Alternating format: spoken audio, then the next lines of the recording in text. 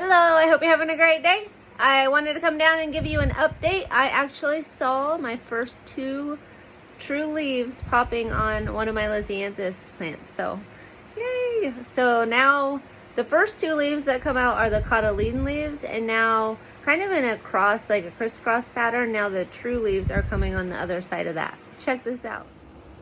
They're just tiny, but if you see right there and look at the very middle of that plant, and you see the two leaves that are starting to pop out, those are the first true leaves.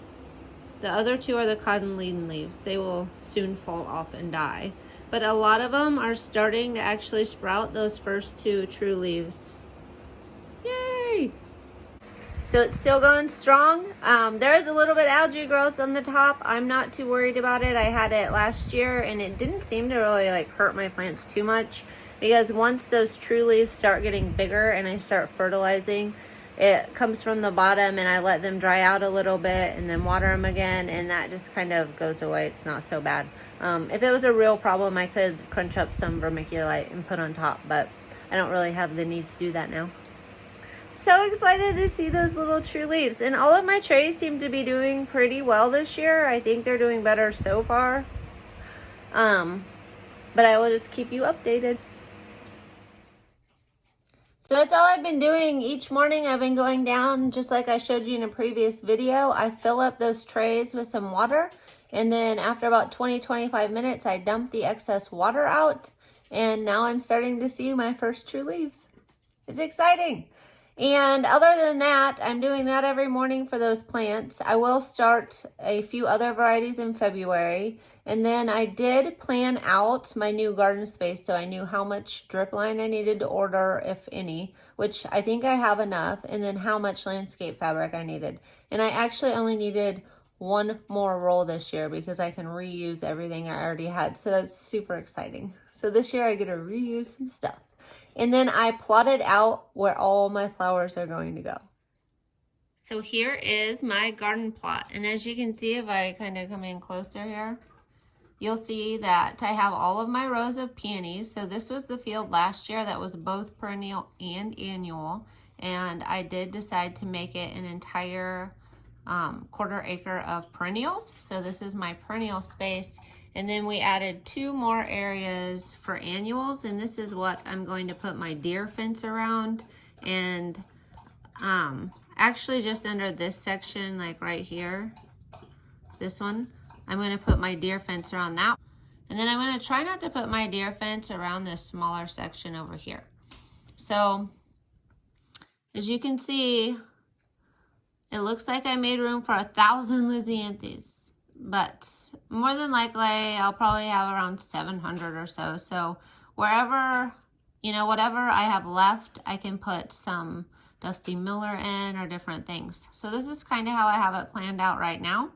I do change it every once in a while, but now I know if you look up, sorry, it's a little shaky.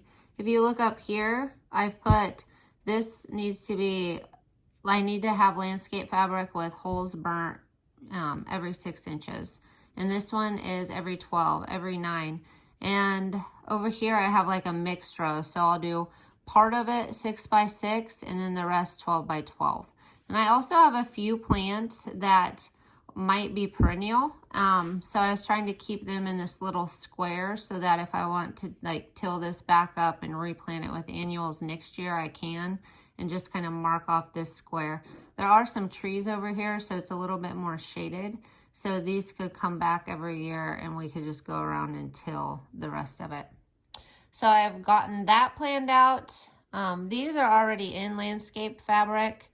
And since they're perennial, right now I'm not planning to run drip to them, but if I need to, I can. I still have all the drip lines for this, so I can just run them underneath as I see fit if we're having a really dry year. But that is my plan for the 2022 season. I just think it's such a relief to have this down on paper and know the dimensions I need, and know that, yes, I do have enough landscape fabric, so I shouldn't be scrambling in the spring. I have enough drip supplies. I do need to order some more tubing. I actually ordered it and it came in and I was so excited because I was like, yes, I'm done. I'm like, I'm ready. And I got the wrong one. So now I need to order that. And I think that's about it. So it's going to be up to just planting the flowers and then maybe coming up with a game plan for in the spring how I want to handle hardening them off. I have watched quite a few videos and it appears to me that people do not put them back under grow lights. They take them out for a couple hours and then they wheel them back inside. And all of those setups, I don't see any grow lights on. So last year, I mean, it didn't hurt my plants. They did great, but maybe it's not needed. So I was thinking, I have all of the system in the basement, but to tear it all down, that seems crazy, but maybe. And otherwise, maybe I can get a couple of trays where I can just wheel them out of my garage and back in every day. And, you know, after a while, I can like leave them out, or maybe I'll take them out to the farm and be able to take them out into the sun and bring them back in and take them out and things like that. So that I still have to come up with, and otherwise I'm feeling pretty confident. I just need to get these seeds started, and I can't wait for spring to be here. Yay!